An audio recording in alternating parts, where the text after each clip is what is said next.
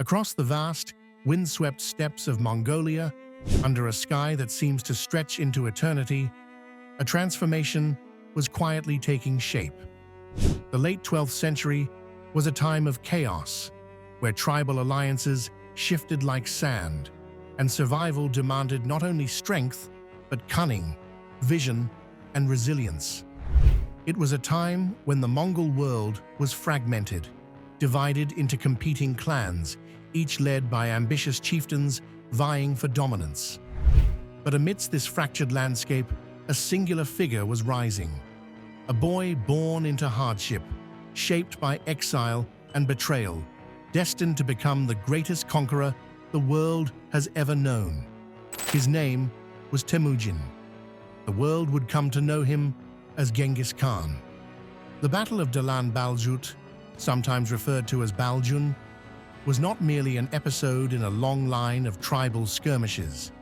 It was a pivotal confrontation in the early life of Temüjin. It revealed his strengths, exposed his vulnerabilities, and set into motion a chain of events that would ultimately unite the Mongol nation under one banner. But to understand the significance of this battle, we must first understand the man behind it. Temüjin's life began in turmoil. Born around 1162 to a chieftain of the Baljun clan, Temüjin was thrust into political realities at an early age. His father, Yesugei, was poisoned by a rival tribe, leaving Temüjin, his mother Hoylan, and his siblings vulnerable and abandoned. The family was cast out by their own people, forced to live in poverty, surviving off scraps, wild berries, and hunted animals. It was a lesson in isolation, betrayal, and survival. In these formative years, Temüjin came to view loyalty not as a birthright, but as a bond forged through shared hardship and mutual respect. He observed that leadership built on arrogance and noble birth was brittle. He saw how alliances built on fear crumbled in times of crisis, and slowly he began to develop his own vision, a united Mongol people, ruled not by privilege but by merit, a society where power was earned, not inherited. As Temüjin grew into adulthood, his charisma and courage began attracting attention. He freed his kidnapped wife Berta from the Merkit tribe, proving his capability as a leader and protector. One by one, small clans and individual warriors began to join his cause. His following grew not because of his name, but because of what he represented: change, justice, and opportunity. But Temüjin's rise threatened the existing order, particularly a man who had once been closer than a brother, Jamuka. Jamuka was Temüjin's under, a sworn blood brother. Together, they had shared dreams of uniting the tribes. Their bond was spiritual, forged in youth, symbolizing loyalty beyond family ties. But as they grew into leaders, their paths began to diverge.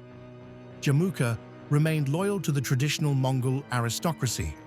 He was a man of the old world, believing in hierarchy, noble lineage, and a rigid social order. Temüjin, on the other hand, challenged this model. He elevated commoners. He forged alliances with lesser tribes. He established order through law, not through clan superiority. This made him a threat. What had once been a brotherhood now simmered with tension. Whispers of betrayal turned into declarations of war. The battle lines were drawn, not just between two men, but between two visions for the future of the Mongol people. One rooted in tradition, the other in transformation. Temüjin, in the years leading up to the battle, had begun consolidating his power. He had made alliances with powerful clans such as the Ongirat, the Uruud, and the Mankut. He had also cemented ties with the influential Khan of the Kerite tribe, Togrul, who acted as a mentor and political ally. With these alliances, Temüjin began to pose a serious threat to Jamuka's dominance. Tensions escalated. skirmishes erupted. Finally, around the year 1187, though some sources suggest a slightly later date, Temüjin and Jamuka met in open battle near Dalan Baljut. Temüjin's army was reportedly around 20,000 strong, composed of loyal followers, tribal allies, and warriors bound by vision rather than lineage. Jamuka's force was even larger, drawn from the entrenched noble clans that still held sway over the central steppe. The clash was brutal. The two armies surged toward each other across the open plains. Horsemen clashed, arrows filled the sky, and the ground turned to mud from the blood of the fallen. Temüjin's forces fought with determination, using speed and coordination. His strategy emphasized mobility, discipline, and cohesion, elements that would later become hallmarks of Mongol warfare. Initially, Temüjin's troops made progress. Their belief in the cause, their loyalty to their leader, and their training gave them an edge. But Jamuka's larger force soon rallied. Superior numbers began to turn the tide. Jamuka's warriors, well-armed and battle-hardened, pressed the advantage. Temüjin's men began to fall. What began as a clash of equals slowly became a rout. Temüjin was defeated. It was a devastating loss, perhaps the greatest of his early career. His coalition fractured. Many warriors were captured, but it was not merely the defeat that would be remembered. It was what happened afterward. In an act meant to humiliate and terrify, Jamuka ordered a horrific execution. 70 of Temüjin's top commanders and closest allies were taken prisoner and boiled alive. This wasn't just punishment, it was a message. Jamuka wanted to demonstrate his supremacy, to show that betrayal of the old order would be met with unspeakable cruelty. But the message backfired. Across the steppes, even those loyal to the traditional clans were shocked by the brutality. Jamuka's actions, far from cementing his power, began to erode it. The tribal elders whispered. His allies began to question his judgment. Many saw him no longer as a rightful ruler, but as a tyrant. Temüjin, though beaten, was not broken. He vanished into the wilderness, taking refuge with remaining allies, regrouping in secret. And from the shadows, he began to rebuild, not with vengeance, but with patience.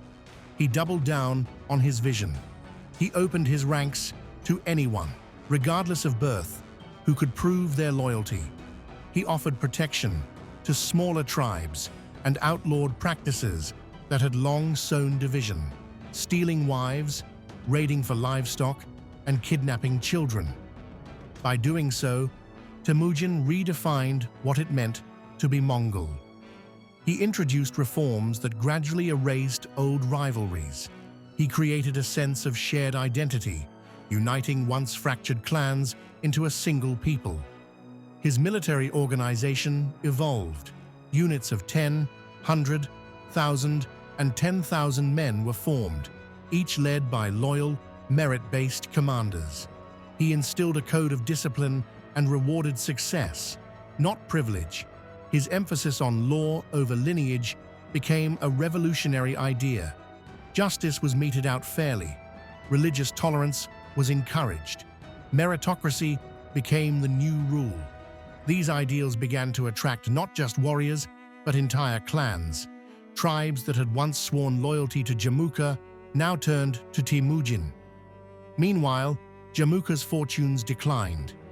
His reliance on nobility and hierarchy alienated the common tribes. His past cruelties haunted him.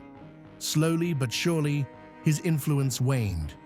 Years later, the two would meet again, and this time, the roles were reversed. Temüjin captured Jamuka after a decisive victory, but instead of vengeance, he offered mercy. Jamuka, understanding the weight of his defeat, asked for an honorable death. Temüjin granted it, not out of hatred, but respect for what they had once shared. 5 years after that, In 1206, the tribes of the Mongol steppe gathered at a great Kurultai. There, Temüjin was proclaimed Genghis Khan, the universal ruler. The fractured Mongol world had been forged into an empire. The world had changed, but it all began at Dalan Balzhut. That battle, though lost, marked the moment Temüjin's movement crystallized. It was not his victory that united the steppe, it was how he responded to defeat. Through resilience, through vision, and through a relentless commitment to change, he turned loss into legacy. From the ashes of failure rose the greatest empire the world would ever see. And from that lonely battlefield, soaked in the blood of the fallen, a new order was born. Genghis Khan, the man who would conquer the world, forged in fire, tempered by loss, defined not by victory alone, but by how he faced defeat. But the transformation Temüjin began after Dalan Baljut was not limited to military organization. It extended deeply into Mongol culture, governance, and identity. Prior to his rise, the Mongol tribes existed in a loose confederation, with no single authority powerful enough to impose lasting peace. Raiding and feuding were constant. Disputes were settled through violence. Loyalty was often to bloodlines, not ideas. Temüjin sought to change that. He envisioned a new Mongol nation, one where justice, unity, and discipline would prevail over chaos and privilege. And to achieve that, he needed to dismantle the very foundations of traditional power. But Temüjin's transformation was not just structural, it was also spiritual. He believed in a divine purpose, a mission ordained by the eternal blue sky. Tengri. In the belief system of the steppe nomads, Tengri was more than a god. It was the spirit of the sky itself, watching over the world, choosing rulers, and guiding destiny. Temüjin came to believe that his victories and even his defeats were part of a larger plan. After Dalan Baljut, he spent more time in reflection, often seeking the counsel of shamans and spiritual advisors. One of the most influential among them was Teb Tengeri, who affirmed Temüjin's belief that he had a divine mandate to unite the Mongol tribes. This belief didn't just fuel his ambition, it gave his movement spiritual legitimacy. His followers didn't just see him as a capable leader, they saw him as the chosen one of Tengri, destined to bring order to the chaos. Alongside his growing spirituality, Temüjin also evolved as a master of diplomacy. He understood that wars could not be won by force alone. Alliances mattered. He began to send emissaries to rival tribes with messages not of conquest, but of unity. He promised protection, shared wealth, and fair governance. He extended his hand to old enemies, offering them peace and a place within a greater order. Many accepted, some resisted, but over time, more and more began to realize that resisting Temüjin meant isolation, while joining him meant prosperity. Temüjin also innovated with information. He created an early intelligence network, using messengers and informants to monitor the movements and sentiments of neighboring tribes. His awareness of potential threats and opportunities allowed him to act swiftly, whether to pacify unrest or exploit divisions among his rivals. He was not just a warrior. He was a strategist who saw the steppe not as a battlefield, but as a chessboard.